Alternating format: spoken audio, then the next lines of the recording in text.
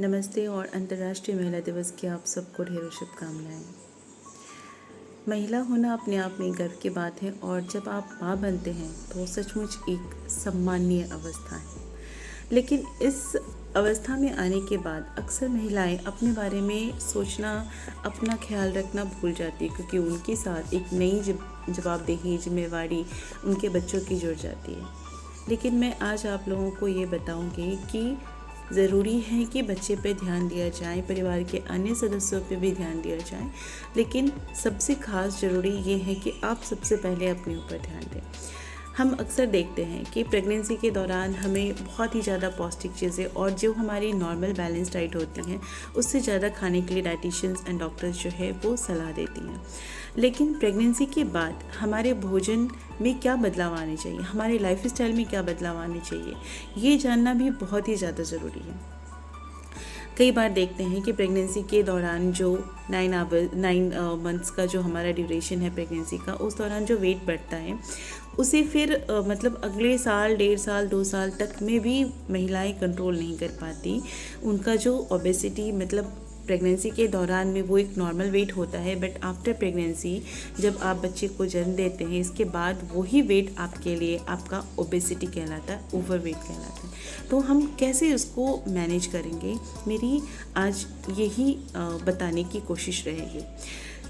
जाहिर सी बात है, प्रेगनेंसी के दौरान हमारी डोज बढ़ती है खाने की, हम ज़्यादा से ज़्यादा भोजन करते हैं क्योंकि हमारे अंदर एक नया जीवन पल रहा होता है और उसे हमारे शरीर से ही वो न्यूट्रिशन पूरे पहुंचाने होते हैं। तो उन पोषक तत्वों को पहुंचाने के लिए हमें अपने हिस्से का और उस पल रहे बच्चे के हिस्से का भी भोजन खुद ही करना होता है। लेकिन प्रेगनेंसी के बाद, डिलीवरी के बाद वो हम उसे अपने ब्रेस्ट फीड से या फिर आउटफीड से, जो भी हमारा बाहर से हम भोजन उसे देते हैं, उस आर्टिफिशियल मिल्क दे या फिर जो भी डॉक्टर्स सलाह दे रहे हैं वो खिलाते हैं। तो हमें अपने भोजन को कंट्रोल करना उस टाइम पे बहुत ज़्यादा ज़रूरी हो जाता है ताकि हमारा वेट जो है वो मैनेज हो सके। ठीक है, कई बार टमी फैट जो है वो जाता नहीं रहता, 2 साल 3 साल लग जाते हैं और महिलाएं परेशान होती है कि हमारा फिगर तो अब कभी वापस पहले जैसा नॉर्मल होगा ही नहीं। बट मैं आपको बताऊं कि क्या चीज़ें आपके लाइफ स्टाइल में चेंजेस आना ज़रूरी है। सबसे पहले तो आप बिल्कुल पहले जैसा खाना शुरू कर दें जो आप प्रेगनेंसी के पहले खाते थे। Means according to your ideal body weight, जो भी आपके रिकमेंडेशन हैं वो ही रिकमेंडेड फूड आइटम्स आप लीजिए और उतनी ही प्रॉपर अमाउंट में लीजिए। हाँ, बढ़ाना है, और क्या बढ़ाना है, क्योंकि बच्चे के शरीर में आयरन बनता नहीं है, इसलिए जब हम ब्रेस्ट फीड कराते हैं तो उनकी पूरी की पूरी आयरन रिक्वायरमेंट जो है वो ब्रेस्ट फीड पे डिपेंडेंट हो जाती है या फिर आर्टिफिशियल फीडिंग पे। ओके, तो इसलिए हमें आयरन रिच फूड्स, महिलाओं को जो भी महिलाएं अपने बच्चे को स्तनपान करा रही हैं, ब्रेस्ट फीड करा रही हैं, उनके लिए ज़रूरी है कि वो जो भी भोजन करें वो आयरन रिच हो, कैल्शियम रिच हो, इसलिए क्योंकि ड्यूरिंग प्रेगनेंसी हमारे बोन्स जो हैं वो काफ़ी वेट सहते हैं और उस दौरान हमारे बोन्स से जो है कैल्शियम की डेफिशिएंसी होना शुरू हो जाती है। तो इसलिए आफ्टर प्रेगनेंसी भी हमें कैल्शियम रिच डाइट लेना है।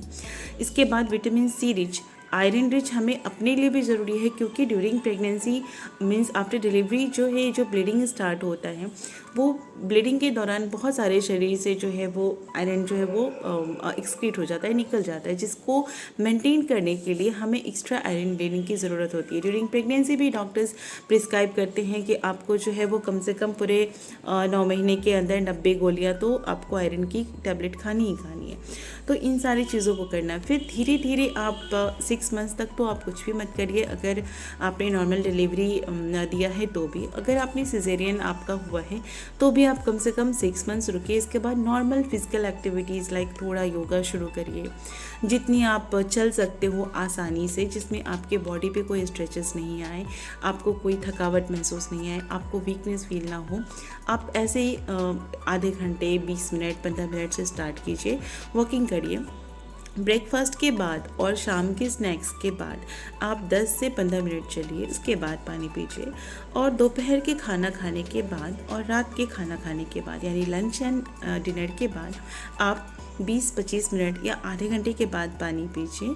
और उस बीच में आधे घंटे के लिए आपको टहलना है लंच और डिनर के बाद, इसके बाद पानी पीना है। ओके, और कोशिश कीजिए कि आप अपने लेफ़्ट साइड से 5-10 मिनट का रेस्ट लें। हर एक चीज़ खाने के बाद जब आप टहलते हो, टहलने के बाद आप अपनी लेफ़्ट साइड से बाईं करवट से 5 से 10 मिनट आप लेटने की कोशिश कीजिए, ताकि आपका जो मेटाबॉलिज्म है वो सही हो सके और आपका खाना आसानी से पच सके। इतना से अगर आप इनिशिएट करते हैं प्रेगनेंसी के बाद अपने दिनचर्या को और अपने भोजन को, तो मेरा यकीन मानिए कि 1 साल के अंदर आपका जो वेट है वो पहले के जितना जो आपका आइडियल बॉडी वेट होना चाहिए वहाँ तक पहुँचने में आपको बहुत हेल्प करेगा। ओके, तो being a mother, being a women, be proud on your self. Okay, thank you so much for watching me on the News Watch. Happy Women's Day to all the sweet ladies.